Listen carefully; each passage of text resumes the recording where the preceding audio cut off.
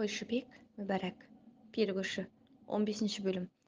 Ақыры бір күні ақшымылдықтың ішінде кіші пері Кенжеқұлдан мамық қауырсынды сұрайды. Кенжеқұл Бақбөрдің үйреткенін істеді. Арада тағы бір апта өтті. Сақинаны алып алған Кенжеқұл енді шаттыққа масаттанып жата берді. Кенжеқұл осында келгеннен бері күміс көмей әнші болып кеткен. Бұрын мал соңында жүріп, анда-санда барылдап ауыл әуендерін айтқаны болмаса, көп әнде білмейтін. Өзі де ғажаптанды. Білетін әндері сұмдық көп екен. Барлығын тамылжытып тұрып айтады.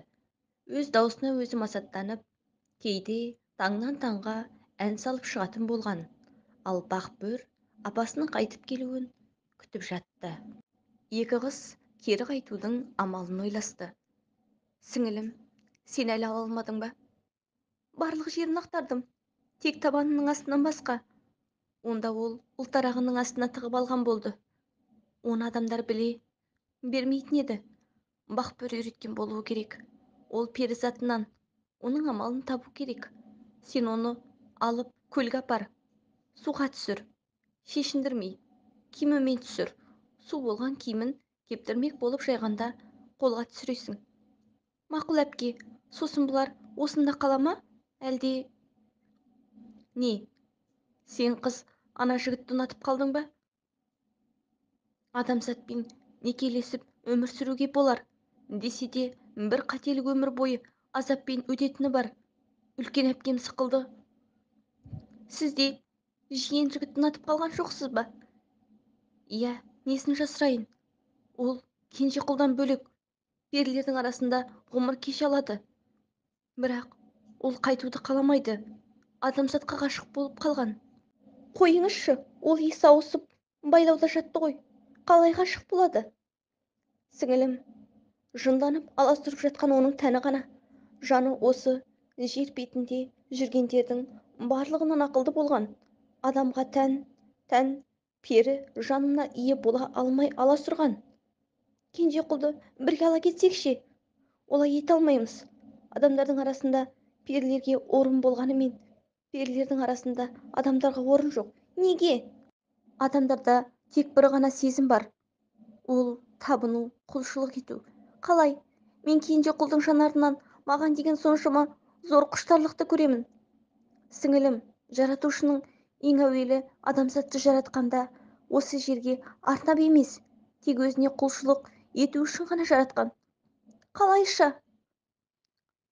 Жаратушы алғашқы адамды тек өзіне құлшылық ету үшін, ал Хауа ананы адам атаға тек серік қылу үшін жаратқан.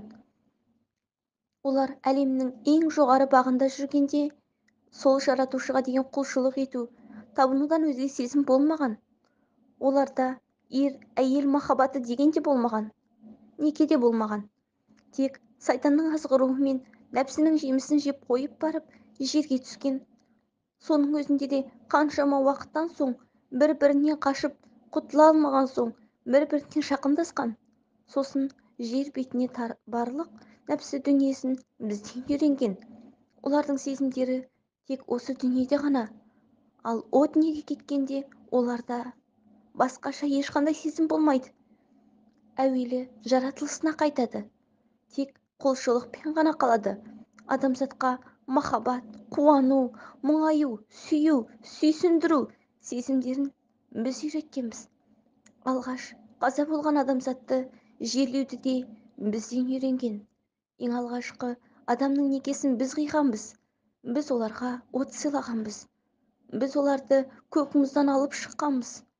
Біз олардың ешқашан ойлары жетпейтін ғаламаттарды жасап бергенбіз. Жер бетіндегі ең әлсіз тірлік иелері осылар. Бұлар алғаш өмірге келгеннен бастап бір-бірімен ғана селбесіп өмір сүреді. Ешқайсысы да жеке-жеке күн көре алмайды. Бұл дүниеде олар бізден кем. Тек олар о дүниеге кетіп, әуелгі жаратылысына қайтқанда ғана бізден жоғары тұрады. Ол кезде біз оларға қажетсізбіз. Сол үшін адамдармен қатар өмір сүру қиын. Онда үлкен әпкем қалайша? Біздің жездеміз сәлім асқан оқымысты адам болған. Ол жаратылыстың барлық тілін білетін еді.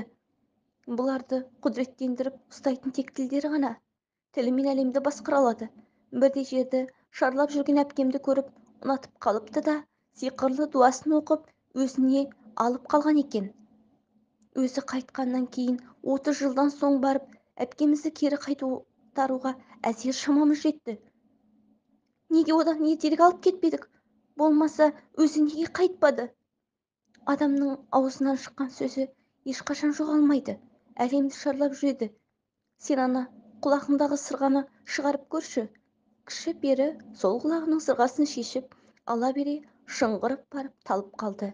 Әпкесі бетіне су бүркіп жүріп, есін әрең жидырды. Жалғасы бар.